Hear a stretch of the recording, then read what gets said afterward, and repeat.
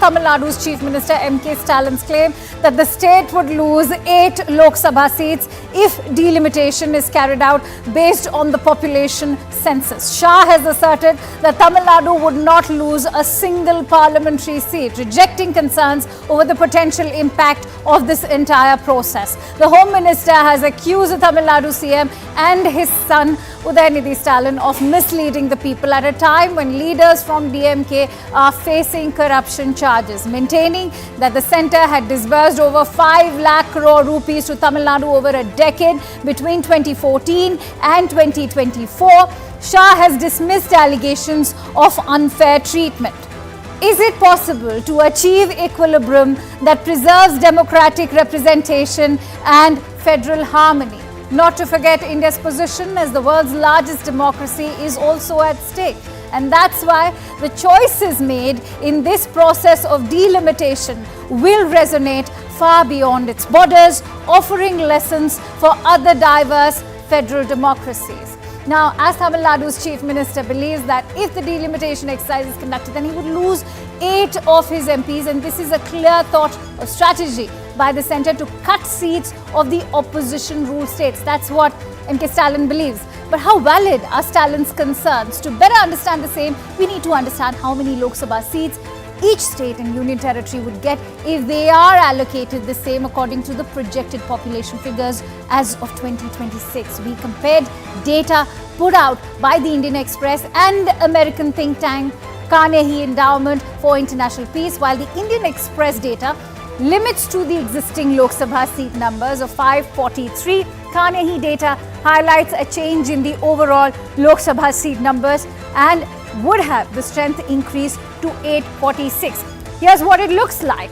According to the projection by the Indian Express, Uttar Pradesh, that currently has 80 seats, would have 94 seats, witnessing an increase of 14 seats. However, according to the projection by Carnegie, the state would witness an increase of 63 seats. And this is going to be in total bringing it up to 143. According to the projection by the Indian Express, the current seats in Bihar would be increased by 11, while Carnegie data states that the seats would be increased from 40 over to 79. Rajasthan, it has 25 Lok Sabha seats currently, and the Indian Express projects for the seats to be increased by 32. While Carnegie, look at that, it's given a projection increase by 25, bringing it up to 50. While the states in North India are projected to be at the top gainers, let's now also take a look at what the southern states will look like. According to the projection by the Indian Express, Karnataka, that currently has 28 seats, would have 26 seats. In fact, there'll be a drop, witnessing this decrease. But Carnegie projects for the seats to increase by 30, taking the total to 41. In Kerala, however, the Indian Express again projects the seats to witness a decrease from 20 to 14. Carnegie has projected for the number of seats to remain unchanged following the delimitation exercise. Let's come to Tamil Nadu. The Indian Express has projected the most decrease for this state with 9 seats, while Carnegie data suggests an uptick of 10 seats, taking the total tally to 49. While Stalin continues to lead this charge against centre using the delimitation exercise as a plank for his latest attack, the centre has set the record straight. Union Home Minister Amit Shah today also dismissed Stalin's claims that the state would lose 8 Lok Sabha seats if delimitation is carried out based on the population census, and has asserted that Tamil Nadu would not lose a single parliamentary seat. And not just Tamil Nadu, Shah has also made it amply clear that no southern state will be affected by the delimitation exercise. In fact, he's quoted Prime Minister Narendra Modi to give that assurance. Shah even slammed Stalin for trying to mislead the people of Tamil Nadu. But this will not be the first time Tamil Nadu government has targeted the centre. Remember, while the delimitation debate is the latest in a series running through years, it leaves one wondering if the protest launched by opposition is even valid or just one of the many strategies. It was merely days ago when the Stalin government accused the centre of imposing Hindi in the state by the means of national education policy. The ripples of the same continue to dominate political discourse even till today. And now is the charge of cutting seats in the state through delimitation exercise. Even when the centre has introduced NEET in 2024, the Tamil Nadu government called it an attempt to interfere in the state's education system and even passed a resolution against NEET in the assembly. The Stalin government even accused the centre of exploiting its powers under Article 293 of the Constitution and severely limited the borrowing capacity of the states. That's a claim that's been made by the Tamil Nadu government. On the Kachativu Island route, Stalin has rejected the claim that there was an agreement between the Union and the state government over the ceding of the island to neighbouring Sri Lanka and further criticized the Bharatiya Janata Party government for not having taken steps to retrieve this island. So on the matter of delimitation, the southern states are of course up in arms against the centre as a fresh south versus centre face-off erupts. Is the opposition protection valid, or is this a political gimmick? That's a question we'll be posing to our guests in just a bit.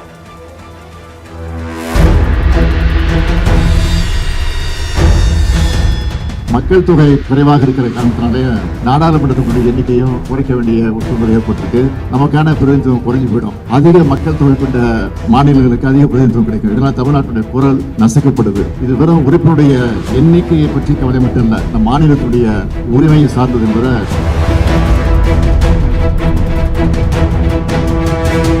population should not be the only criteria for delimitation, because if that becomes the only criteria, the southern states will be punished for being good citizens. We will definitely ensure that Telangana's seats do not get reduced and Telangana's representation in the parliament does not get reduced on the conspiracy of delimitation.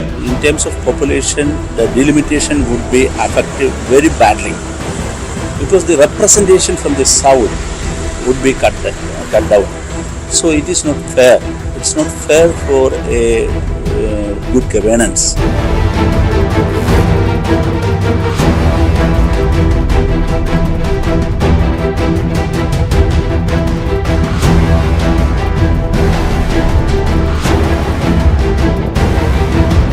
Modi ji ने निश्चित रूप से आपके सभी हितों की रक्षा कर delimitation में आपका एक भी सीट प्रोरेटा कम न हो और जो बढ़ोतरी होगी इसमें उचित हिस्सा दक्षिण भारत के राज्यों को भी मिलेगा.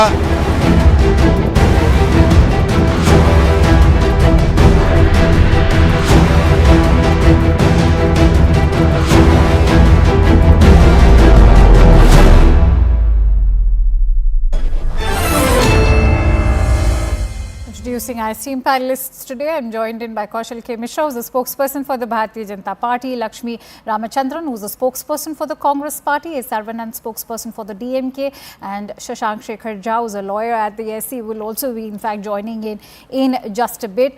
I want to in fact ask Mr. Saravanan this question to begin with. I want you to set the tone for this debate, Saravanan, because the fact of the matter is, when the Union Home Minister himself has quoted Prime Minister Modi to give that assurance that it's almost a promise that not a single southern state is going to be impacted by the process of delimitation, then what is the primary fear? So you want us to believe what Mr. Amit Shah says in a political rally? You really think? I don't want. I just want you to share your fears. That's what. That is the problem here. See, they have zero credibility, especially Mr. Amit Shah, because he is the one while tabling this women's reservation bill in the parliament, assured that there will be a census immediately after the elections, and the delimitation exercises will go on. But the BJP is stalling this census because the census which happens after 2026 will matter for this delimitation exercises. If the natural things go, the census would be at 2031. If they had taken the census at 2021, now they conducted the census before 2026, then we would have waited until 2031. The BJP is hell-bent on ensuring that this delimitation happens and the Hindi-speaking states gain more number of seats, so that it will totally alter the political equation of the present parliament. This is the devious intent of the BJP.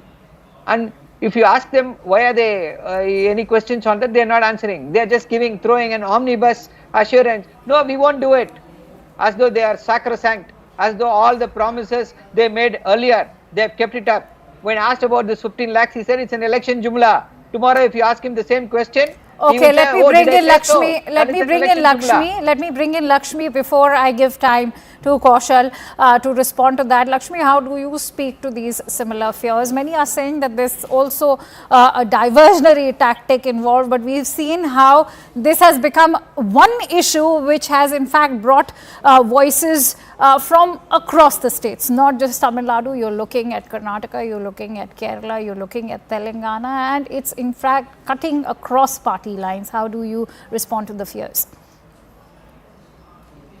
Good evening. Absolutely, you're right. It is an issue that affects the people of the southern states. Now, there is one thing that we have to understand. Once the Delimitation Commission is formed and they come up with, they do the entire exercise and they present it to the parliament and the assemblies, it cannot be contested in any court of law. So it is very important that all the leaders across party lines in the southern states who will be at a loss because of the good things that we have done, because we took strict measures on population control, because we were on the development goals in a disciplined manner. Because of the good things that we have done, we shouldn't be losing out. You should understand that people who go to parliament are not only the representatives of their constituencies, they are also representatives of the state. So tomorrow, if the southern states are going to have lesser number of people in parliament, which means our voices, what we say, our concerns will have no value in parliament. The big states, it's not just the southern states, it's going to affect the northeastern states. It's going to affect the smaller states like Punjab and Haryana in North India. No, that's a valid point. In fact, if you were to go by the census of 2011, it is in fact the northeastern states which are bearing a greater brunt compared to the southern states. On that note, I'm going to bring in Kaushal also now. Kaushal, let me give you an example of the 848 member Lok Sabha currently. There's an uneven population growth. You look at states like Uttar Pradesh followed by Maharashtra and Bihar, they emerge as the top three with 16%, 9.1%, 9% of the seat sharing. So I think the primary concern is emanating not just from the number of seats, but it is the percentage of the seat share. Even if that implies that the seats of the southern states will not be taken away, will it be in proportion to the northern states? That's also the prime concern, which perhaps is also fanning the fears, and fears not just in one state. You look at the number of states which are currently sharing that fear. Akansha, delimitation is not a new step. It has already been done 4 times, of which only 3 times BJP was not even in the political game. In 1952, there was no BJP. In 1963, there was no BJP. In 1973, there was no BJP. In 2002, first time BJP was the party. So, in the last 3 delimitation, does you feel, or continue to feel that delimitation is wrong? It is a constitutional limitation. It is constitutional responsibility of any government to go for delimitation. If it was so bad, then why Congress government had did 3 times? Because it is a constitutional compulsion, and according to the growth of population, the delimitation will have to come. Otherwise, how you will represent in parliament? Parliamentary representation, which is a basic fundamental structure of our constitution, it's totally depending on the population. Then how do you speak to the fears which are being flagged off by, say, the likes of KTR, who are saying that it should also depend on the kind of fiscal contribution that each state is making? At the same time, you have the DMK saying that why should states like Tamil Nadu be penalized for following proper population control measures? Akansha, this is just a hypocrisy and double standard of these people, because if on the one hand, they want that every people should get representation in the parliament. On the other hand, they are going against the concept of democracy, and they want that the rich people or different type of people has got different representation. Okay, A. Sarvanan wants to make a point. Let me quickly bring in A. Sarvanan. Okay, let Mr. Sarvanan come in. Yeah. See, we were talking about the delimitation which had happened in 1971. That was the last time when the parliamentary constituencies were readjusted. At that time, the populations were more or less the same. There was no drastic change. But after almost 55 years from 1971 until now, look at the growth of the population. We have strenuously followed the mandate of the union government. We said we will follow this, we will listen to whatever you say, and we have controlled the population. Can you penalize that for us?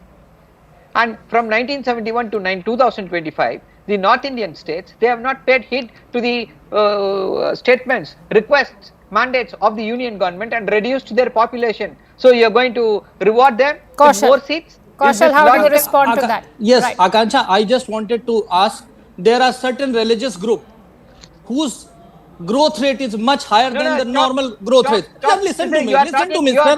Listen to me, Mr. Saravanan, let him make a point. Let him make a point. You can't speak over the panelist. This is not the way we conduct a debate. You're on a very civilized TV news channel. Let Kaushal make his point, and then I'll give you time to respond.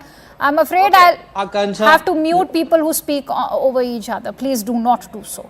Akansha, my question is that it means if the population group or any class is having higher birth rate, we should reduce their contribution to the parliamentary election. Means we should cut down their vote. Is what Mr. Saravanan is saying? Means Muslim growth rate is highest in the country. So what Mr. Saravanan want? They want that we should reduce their voting right. If they are ready for that, we can talk about that. Mr. Saravanan, is it possible? How do you respond to that? That's a the BJP with his usual bluster. This is why? Fake news. Why you are always double peddled by the standard? BJP. Why you are setting there double is standard? no factual basis. There is no factual basis. It is factual. Akansha, this is wrong. I think I want to bring in Lakshmi Ramachandran. Lakshmi Ramachandran, many are talking about how can we ensure that there's a federal balance as far as the equilibrium between both the houses is concerned. You're looking at Rajya Sabha and Lok Sabha. Is it time to also strengthen the Rajya Sabha? And should the Finance Commission also be bestowed upon greater powers compared to just the Delimitation Commission? Let's say if there is lesser representation for states, why not reward them with more financial incentives? Absolutely. The representative from BJP, whatever he is saying is contradicting the assurance that the Home Minister gave in his speech in Coimbatore today. So the contradiction has already begun. That's why we don't trust anything that this government tells us. You're right. I know population should not be the only factor for determining the representation in parliament. If there is a democratic right. There is, each person gets a vote. That is one aspect of democracy. The other aspect is federalism. The states also have a certain voice in parliament. If this state's voice has to be safeguarded, if the federal representation, it should not become that 3 or 4 states become more powerful in the parliament than the other states. That's what will happen. If we just go by population, then Kaushal wants to come in on that point. Rajasthan and Bihar will become more powerful in parliament than all other states and all other Okay, people. I need to quickly go across to Shashank Shekhar Jha, who's also just joined in. Not be the only factor. Okay, I'll give quick 30 seconds to Mr. Kaushal to in fact come up with the rebuttal, and I need to go across to Shashank. Akansha, as promised by Home Minister sir, there will be no reduction of any seat whatsoever is there in any state. It will increase. It will never reduce. I don't know why they are trying to confuse the public of South India. They are doing the same thing what they did, that आरक्षण खत्म हो जाएगा, संविधान खत्म हो जाएगा, सब कुछ खत्म हो जाएगा, देश bankrupt हो जाएगा. They are just misleading the people. Nothing else. It is a constitutional responsibility of constitutional maker to go for delimitation when the population crosses certain limits. It is set by our constitution, and the constitution is firm, and federalism is strong enough to take care of each and every state. It's not only the population, it's the federal structure also. I want to bring you in on the point that is being made by Kaushal right now. Can we have an equitable federalism prevail in a parliament where representation is the population. Jitni jansankhya utna hi haq. That is also what Prime Minister had said, in fact, in 2023 while campaigning for Telangana. So how does one ensure that there is greater equitable financial representation also, along with maintaining that equilibrium between financial representation and federal representation as well? Namaste Akansha ji and my fellow panelists here. Akansha ji, there are three aspects to this. One, delimitation is a necessity as per the requirement by the Constitution of India. It was frozen for some time because otherwise it would have been, created a negative impact on the development of this country. Now we need to understand that when the reservation, and I am comparing it in a very different parameter, when reservation for EWS category came into existence, the 10% reservation, at that point of time, the number of reservation, the number of seats reserved for SC, ST, OBC category did not reduce. In fact, the overall number available for any student or any person who is applying for a particular job has been increased, so that the number of SC, ST or OBC reservations does not reduce. So likewise, when delimitation will come into existence, the number of member of parliamentarians coming from particular constituency or say particular state or assembly state, it will not reduce. The overall number will increase significantly in order to have a proper implementation of delimitation. But don't you think that it is also time? Yes, exactly. I want to ask you, is it not time that Rajya Sabha also be strengthened in terms of representation and, perhaps political parties also be given greater say when it comes to introducing these financial legislations? Akansha, there are 2 points. When we are talking about financial inclusions, I guess North Indian states who are currently in loggerhead with South Indian states as far as this delimitation process is concerned, never objected when central institutions like ISRO, HAL, space agencies, everything went into southern states. It went there and developed those southern states. Now the same requirement is also being asked by the northern states. For example, Bihar, when you compare it with Kerala, you will see the very sharp difference, because Kerala has those central institutions which otherwise is lacking in UP or Bihar. So if we are talking about financial inclusions, we must understand the fact that this is a country of 140 plus crore population, having a very big geographical location. I'm going to give Kaushal Mishra closing thoughts. Okay, quickly, I'm running short of time. आप देर में आए हैं, जल्दी. Akansha. Kaushal, let him make his point. Shashank, quick, 10 seconds. You can see the hypocrisy of जो लोग ये कहते हैं जिसकी जितनी हिस्सेदारी उसकी उतनी भागीदारी, तो that should come here also. Congress जब बोलती है कि ज्यादा लोग होंगे तो ज्यादा रिजर्वेशन चाहिए, तो वो तो डेवलप इंडिया की पॉपुलेशन का पॉपुलेशन ज्यादा है तो उनका रिप्रेजेंटेशन ज्यादा है. I'll come to you, Kaushal. Everybody is contradicting what the assurance given by the Home Minister today in Coimbatore. Mr. Amit Shah said that the number of seats for Tamil Nadu will not go down on pro rata basis, not just the numbers not going down, even proportionally we will stand at the same level.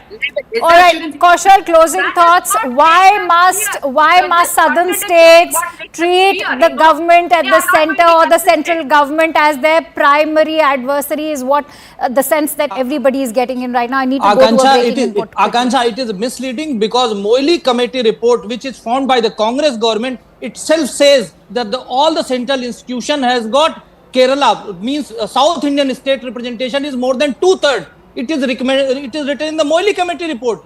In all the, whether it is North Indian institution or South Indian institution, all right, 2/3 representation from the South India. So they are just misleading the country on the vote bank, and they just want to divide the country. Nothing more than that.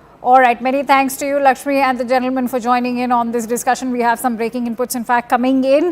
This is with regards to the Hindi imposition debate, and just amid this entire row, we are learning that Karnataka's Minister Santosh Lad has made a big charge. The Karnataka Minister, in fact, has alleged that at a meeting in Delhi, the Labour Minister Mansukh Mandavia was loud and clear, asking everyone to speak in Hindi himself. Let's also listen in to what the Karnataka Minister has had to say when he's referring to that massive charge coming in with regards to Mansukh Mandavia. The union government is arm twisting us into accepting NEP and imposing Hindi in the state, and saying that for decades now the state has followed this two-language formula, And we've seen a lot of back and forth between the state of Tamil Nadu and union government on this. It has been there. See, if you see most of the states now, especially in Bangalore, they're forcing, when BJP ruling state was there, they forced some of the hoardings to be written in Hindi. So apparently when I had been to recently, even in Delhi, when we had a meeting, so the minister himself, the labor minister himself was very loud and clear that he was requesting everybody to speak in Hindi. So why they are forcing upon Hindi like this, God knows. So the hidden agenda is same, there's nothing else. The language agenda and as well as the ideology of BJP is being shown more than over the constitution. This is what it looks like. We'll quickly go across to Harish Upadhyay, but in fact what you hear is this massive charge coming in from that Karnataka minister Santosh Lad, who's in fact referring to the Labour Minister Mansukh Mandavia, he in fact goes on to talk about how Mandavia was loud and clear asking everyone to speak in Hindi, and he's saying that this is now becoming an ideological issue for the Bharatiya Janata Party, who is imposing the Hindi as a language, as a third language. We've already seen the kind of furor it's created in states even like Tamil Nadu, and now even Karnataka and Kerala also joining in the chorus. The Congress there in Karnataka very much maintaining that this is now become an ideological issue. In fact, let me quickly bring in Sudat Bharadwaj, who brings us those breaking inputs. So that break it down for us when the opposition parties are taking jibes at the Bharatiya Janata Party, saying that this is now in fact superseding what the constitution says when you look at the entire language debate. Yes, of course, with the delimitation process and, of course, M K Stalin calling in for a meeting now, on an all-party meeting on March 5th to opposing the delimitation process. It has also had the, undertones of a language war, really, because, they feel if northern states are rewarded as a result of delimitation and have more seats, this is also imposing upon the south. So that is why, this has also taken a, linguistic turn, a language war kind of turn, where, Minister Santosh Ladu now says that, the Hindi imposition is taking place, and this is the agenda of the BJP. This is what, the minister is also saying right here. So you can clearly say that the opposition leaders, many of them, are feeling that this is more than just delimitation, this is more than just rewarding, punishing northern or southern states. This is also taking a turn where people feel this is imposition of Hindi on southern states, this is the imposition of a Hindi mindset, and that is why the center is responsible for this. Many thanks to you, Sudat, for bringing us all those inputs. And with that, it's time to slip into a quick break over here on Plain Speak. But as the historic Mahakumbh draws to a close on the day of Mahashivratri, the politics over the entire Mahakumbh refuses to die down. We'll get you all the details in just a bit. Stay tuned to Plain Speak.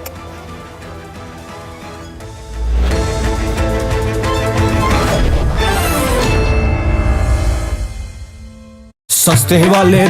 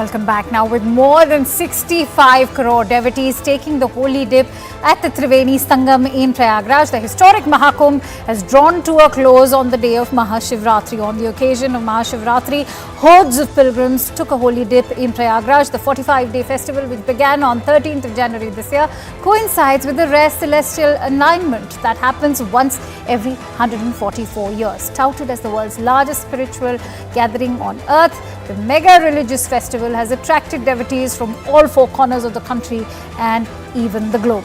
Until yesterday, over 64 crore devotees took the holy dip at the Mahakumbh, making it the largest and the grandest so far. More than 10 million devotees were expected to take the dip today. And as we await the final figures, let's also take a look at the Maha numbers of this Mahakumbh. 15,000 sanitation workers were on ground working to make the Kumbh a grand success. The Mahakumbh is projected to generate over 3 lakh crore rupees in trade, and it has generated over 1.2 million temporary jobs. 14,000 trains were organized to facilitate the ease of movement. 7,000 buses, including 550 shuttle buses, were plying to and fro. One cannot forget the collective efforts of more than 45,000 police officers, 99 parking lots, holding over 500,000 vehicles. 1,50,000 toilets have also been installed, and the installation of 30 pontoon bridges over the river to help the devotees. While the world is looking with awe, the numbers clearly were not big enough for our opposition. Samajwadi Party chief Akhilesh Yadav has said that Kumbh was organized to hide corruption. The ally from TMC Mamata Banerjee calls it Mrityu Kumbh, while RJD Supremo Lalu Prasad Yadav has fired the faltu hai or useless jibe. Jaya Bachchan, a member of parliament from Samajwadi Party, alleged that the bodies of the stampede victims were thrown in the river. Congress's DK Shivakumar has claimed that there is no need to go to Kumbh. That is nothing great. And Samajwadi Party MP Afzal Ansari claims that heaven will be houseful looking at the massive crowd at the Kumbh. And as the historic Kumbh concludes, did politics overshadow faith, or was the confluence of faith and spirituality much larger than human life and way above politics? That's the question we'll be posing to our guests.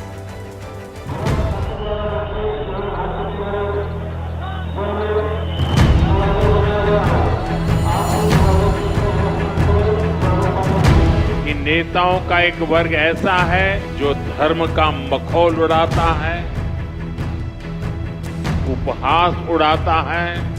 हमारे समाज को बांटना, उसकी एकता को तोड़ना ही इनका agenda है।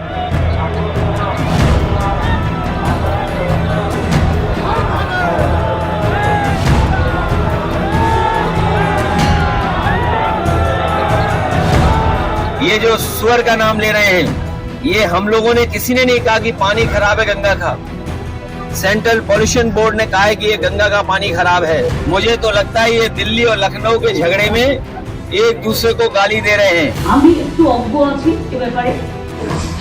যদি কেউ বিশিষ্ট মানুষ থাকেন, আমি তাদের কাছে অনুরোধ করব যে আপনারা একটু গবেষণা করে আমাদের জানাবেন সঠিক সত্যতা কি, সঠিক তথ্যটা কি।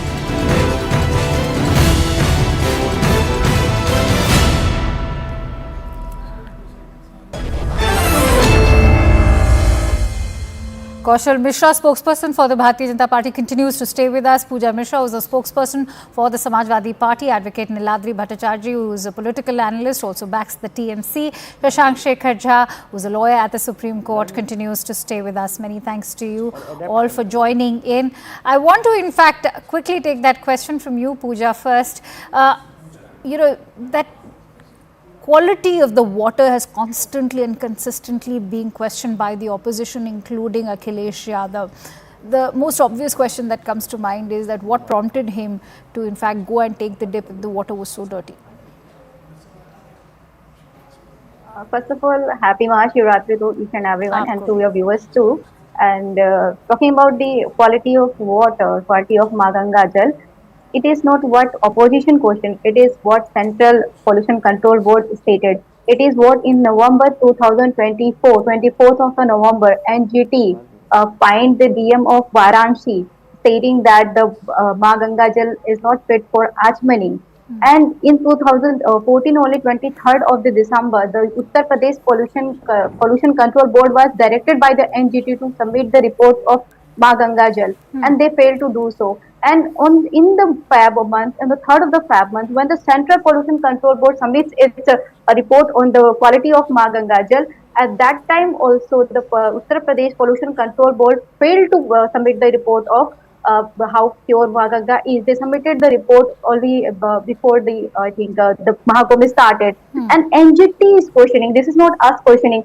And in one hand, our chief minister in the Vidhan Sabha says that we want scientists in our nation, and the other hand, when the scientists present these reports, they deny it. No, these reports are not true. This is not the first time that such reports have arrived. We've also seen Mahakumbh take place earlier. The NGT has always raised the issue of the Ganga cleanup. What did the Samajwadi Party do is also a question that can be posed. But right now in the dock is also the BJP. So I'll let Kaushal Mishra answer that. आकांक्षा, पहले तो आपके through और आपके माध्यम से पूरे देशवासियों को शिवरात्रि की बहुत बहुत बधाई जी आपको। और इसमें सिर्फ यही कहना चाहूंगा कि महाभारत के 4थे अध्याय में एक श्लोक कहा गया है कि यदा यदा हि धर्मस्य ग्लानिर्भवति भारत अभ्युत्थानम अधर्मस् तदात्मानं प्रजाम्यहम् परित्राणाय साधूनां विनाशाय च दुष्कृतां धर्म संस्थापना संभवामि युगे युगे। तो जब जब धरती पर पाप बढ़ता है, भगवान किसी न किसी रूप में अवतार लेते हैं। समाजवादी पार्टी और इंडी गठबंधन वाले जितनी बार सनातन को गाली देते रहे, सनातन के खिलाफ बोलते रहे, ये कुंभ एकदम भगवान के अवतार की तरह है। और जिसने ये बताया कि हिंदू धर्म में कोई डिवीजन नहीं है, इनकी जाति की पॉलिटिक्स खत्म कर दी, इनकी डिवीजन की पॉलिटिक्स खत्म कर दी। ये लोग जातिगत जनगणना करने जा रहे थे, हिंदुओं को डिवाइड करने जा रहे थे अपनी पिटी पॉलिटिक्स के लिए, और वहीं पर कुंभ आया और कुंभ ने ये साबित कर दिया कि जहां पर 65 करोड़ से ज्यादा हिंदुओं ने स्नान किया, वहां पर ना आपको कोई जाति नजर आई, ना कोई वर्ग नजर आया, ना कोई SC ST OBC का डिस्क्रिमिनेशन नजर नहीं आया, कोई घाट नजर नहीं आया। और समाजवादी पार्टी जिसका कैरेक्टर ये रहा है कि वो कांवड़ यात्रा बंद कराते हैं, वो 84 कोसी परिक्रमा बंद कराते हैं, वो शंकराचार्य पे लाठीचार्ज कराते हैं, वो राम भक्तों पे गोली चलाते हैं, वो काम करते हैं और हर उनके साथ खड़े होते हैं जो सनातन को गाली देते हैं। जब स्टालिन ये कहते हैं, अभी बात हो रही थी, स्टालिन के बेटे उदयनिधि ये कहते हैं कि सनातन डेंगू है, मलेरिया है, कोविड है, तो यही समाजवादी पार्टी के लोग मुंह बंद करके बैठ जाते। एक भी स्टेटमेंट आप इनके अखिलेश यादव जी का या किसी भी समाजवादी पार्टी के प्रवक्ता का ट्विटर हैंडल उठा के देख लीजिए, किसी ने स्टालिन के इस स्टेटमेंट की बुराई नहीं की। कुंभ में कहीं कोई अच्छा काम हुआ इसकी कोई तारीफ नहीं की।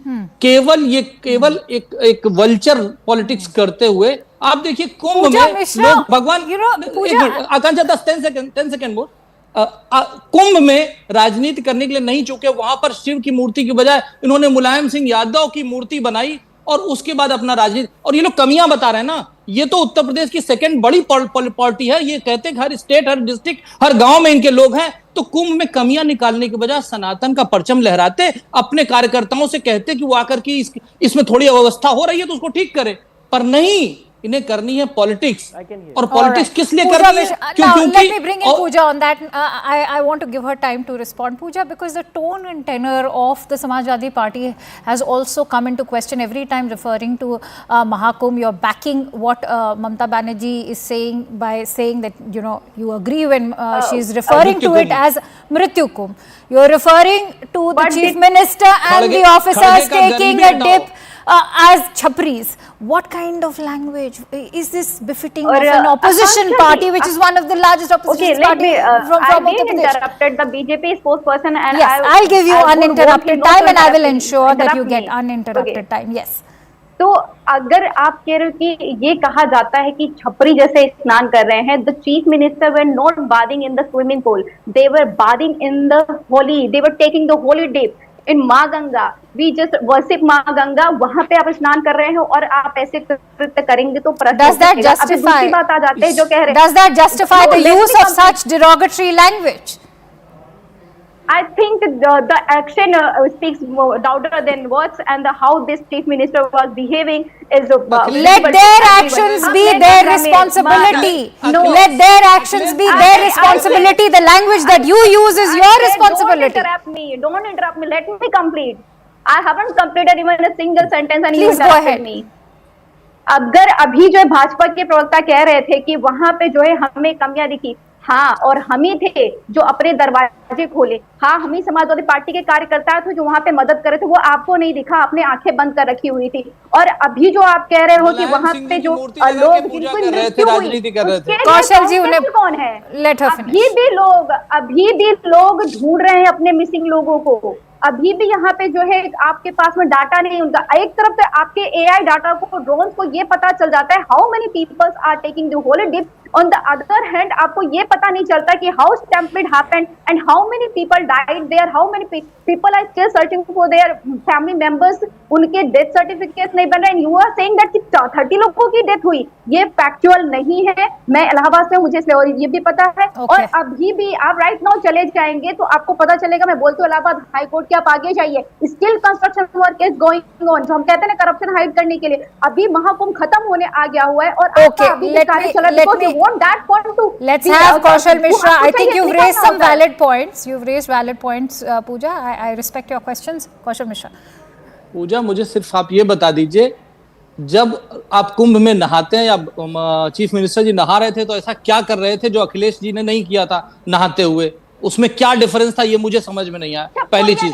दूसरी चीज, प्लीज पूजा जी सुन तो लीजिए, जब आपने कुंभ कराया था उस समय सुन तो लीजिए, पूजा जी सुन लीजिए, जब आपने कुंभ कराया था तो आपको पूरे उत्तर प्रदेश में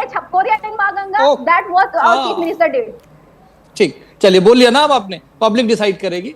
जब आपने कुंभ कराया था तो उस समय मुल्ला मुलायम सिंह जी और शहजादा टीपू को चचा आजम खां के अलावा कोई और नहीं मिला था।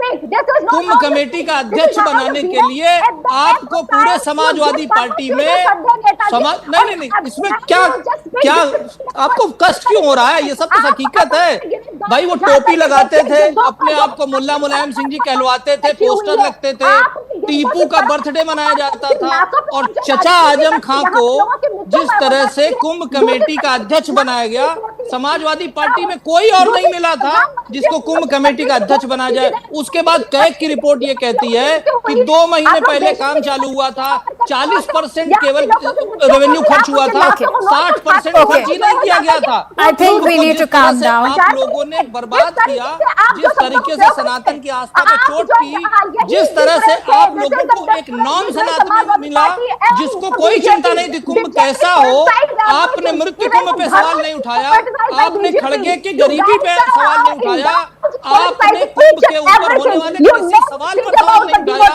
आपने लालू पे ये नहीं कहा कि कुंभ फालतू पे सवाल नहीं उठाया।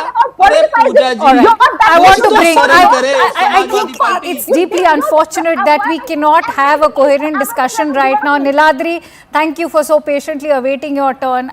You know, with regards to the quality of water, we've also heard that we are all aware that when it came to the Ganga Sagar Snan, the NGT had hauled up the Bengal government also back then. So why just make this about Mahakumbh or call it Hindutva politics every time it is to do with a particular party ruling a particular state?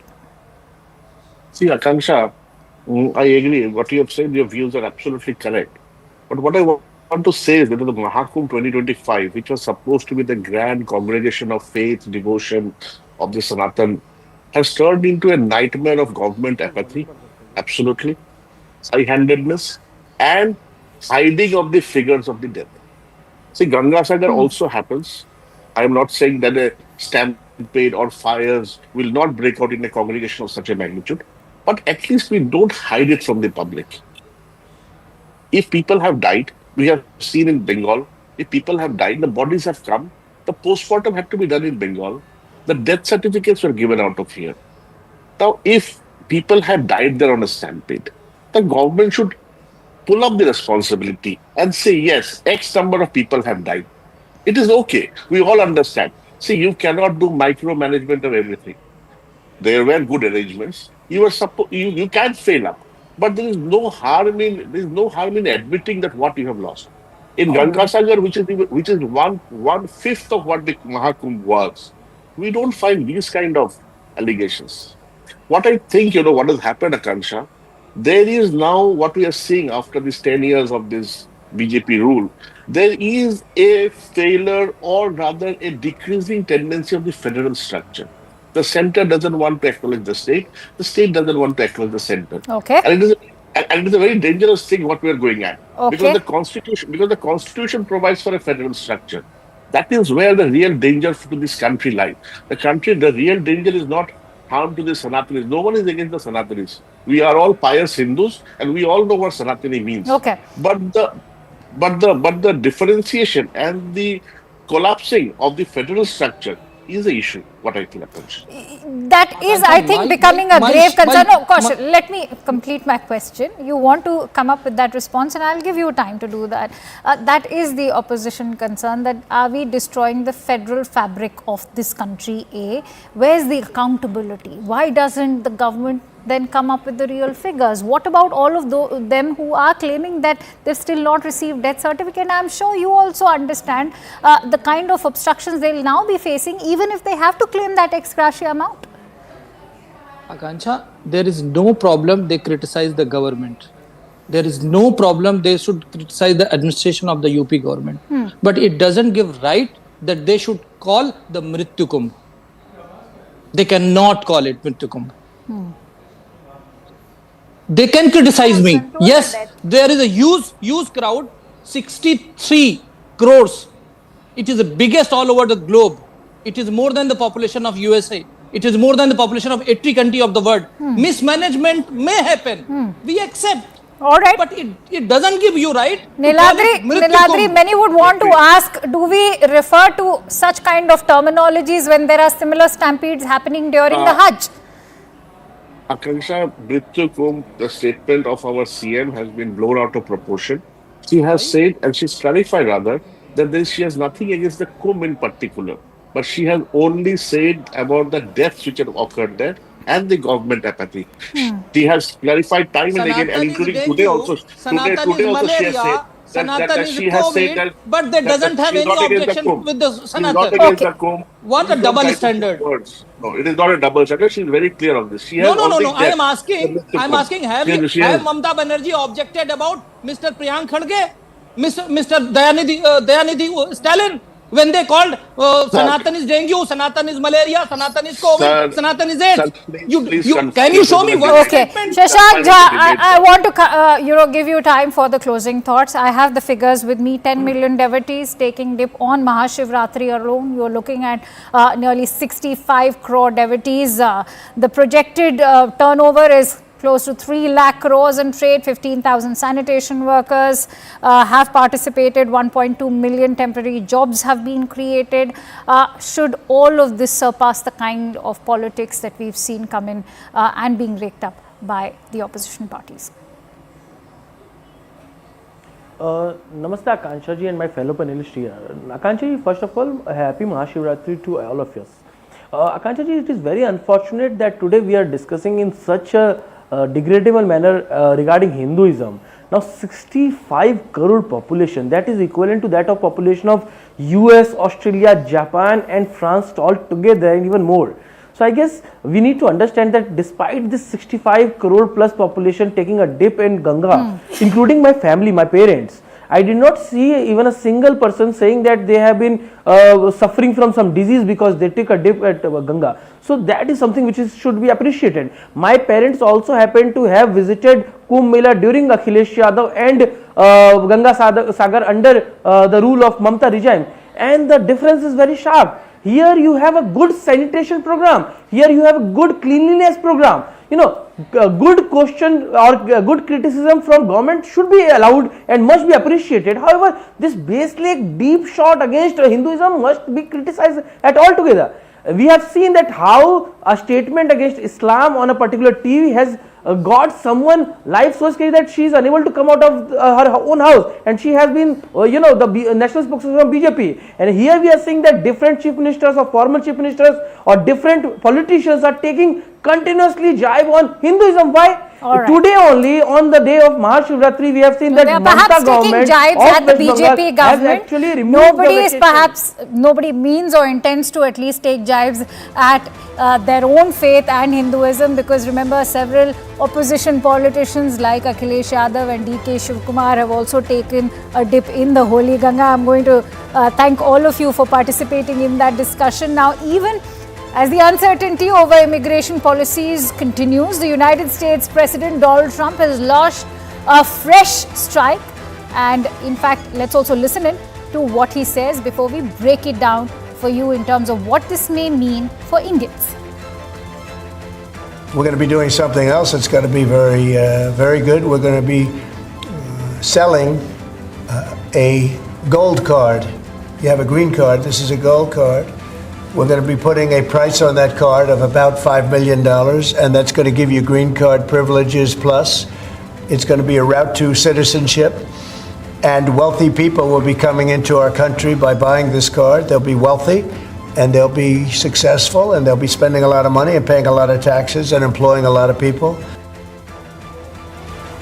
Remember, Donald Trump has announced his plans to offer this gold card visa with a path to US citizenship for $5 million. Why does it matter? Well, it matters because it will be replacing a 35-year-old EB-5 visa program for investors in 2 weeks. The gold card actually is a green card or permanent legal residency, would raise the price of admission for investors and do away with the EB-5 program. Of course, the current Donald Trump administration has called it a crazy program. The move has raised concerns among Indian nationals who are awaiting the US green cards. And why so? Let's break down the migration data over the year. According to private wealth migration report by Henley and Partners, in 2019, 7,000 high net worth individuals left India. While the data for 2020 and 2021 isn't readily available, let's look at 2022. It was 7,500. However, in 2023, we witnessed a dip of 5,100, and it is estimated that 4,300 high net worth individuals left the country in 2024. With more than 1 million Indians stuck in employment-based backlogs, the shift towards the wealth-based immigration model could impact their options. With EB-5 visas out, will this be a setback for Indian millionaires? Let's also decode for you why so. United States is one of the top choices for immigrant investor programs.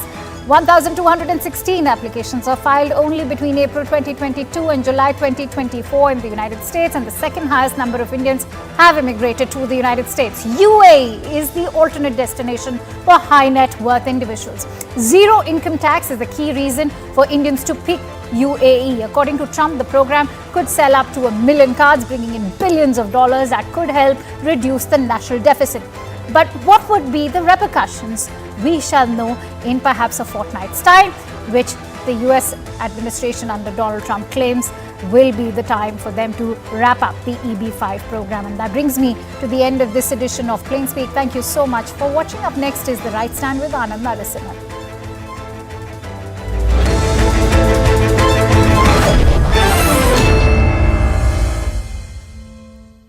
Co-powered by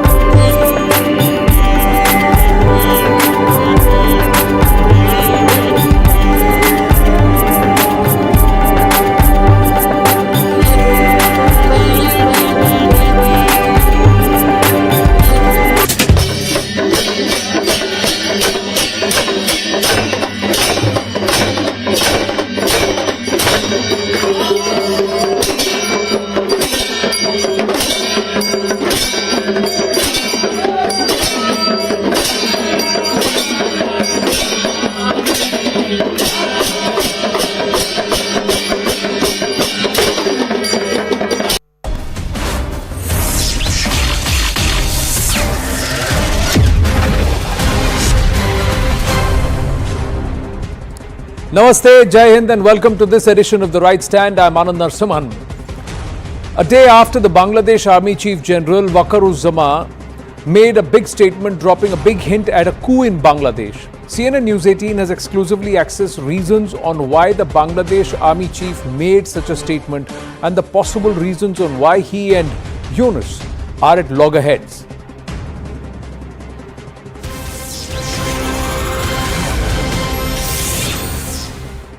Why is the Bangladesh Army Chief upset with Yunus? Now, intel sources have told CNN News 18, and this is input shared with our senior editor, Security Affairs.